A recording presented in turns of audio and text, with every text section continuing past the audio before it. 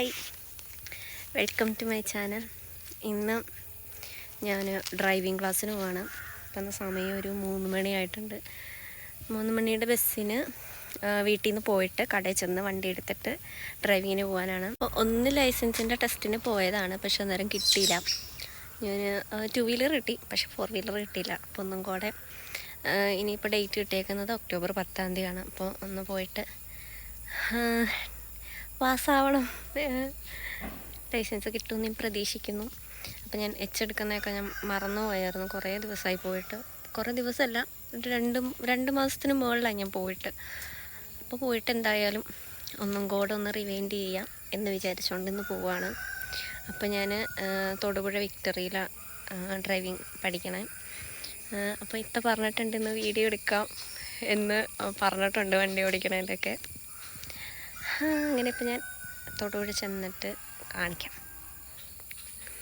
പെട്ടെന്നുള്ള ഹറിബറി ആയതുകൊണ്ട് വേഗം ഇറങ്ങി ധൃതി പിടിച്ച് വന്ന കാരണം നല്ലപോലെ വേർത്തു. റെഡി ആയതൊക്കെ നല്ല വേർത്ത് പോയിട്ടുണ്ട് നല്ലപോലെ. അപ്പം ഞാൻ ബസ് കയറാൻ നിൽക്കുമ്പോൾ ഊരിന്ന് ഫാത്തി അനീസായി വരുന്നുണ്ട്. ഹൈ ഫാത്തി അനീസ.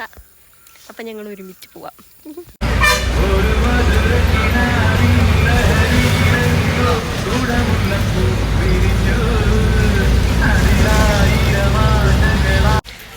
അപ്പം നമ്മൾ കടയിൽ വന്നു, വണ്ടി എടുത്തിട്ട് ഇനി ഡ്രൈവിങ്ങിന് വരയ്ക്കാൻ പോവാം. ഉമ്മച്ചി വന്നിട്ട്, ഉമ്മച്ചിക്ക് ഇരുട്ടത്ത് നിന്നിട്ട് ഉമ്മച്ചിനെ കാണുന്നില്ല. ഉമ്മച്ചീനെ വീഡിയോ എടുക്കണ്ടെന്നൊക്കെ പറഞ്ഞിട്ട് ഉമ്മച്ചി വന്നിട്ടുണ്ട്. അപ്പം തന്നെ നമ്മൾ ഫൗസിത്താടെ അടുത്ത് വന്നു, വണ്ടി ഓടിച്ച് പോയിക്കൊണ്ടിരിക്കുകയാണ്. ഒരാൾ ഓൾറെഡി വണ്ടി ഓടിച്ചുകൊണ്ടിരിക്കുകയാണ്, ഞാൻ ബാക്കിലിരിക്കുകയാണ്. ഇനി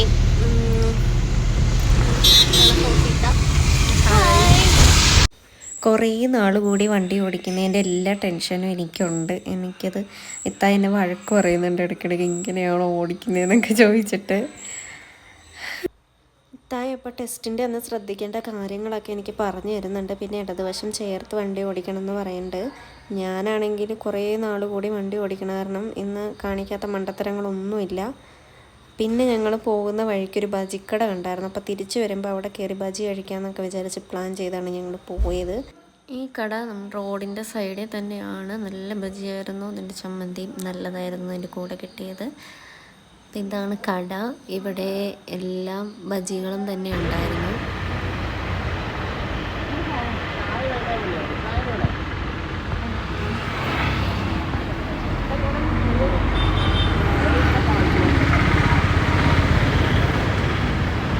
പിന്നെ ഞാൻ പോയത് എടുക്കുന്ന ഗ്രൗണ്ടിലേക്കാണ്, അവിടെ നിന്ന് എടുത്ത് നോക്കാനായിട്ട്.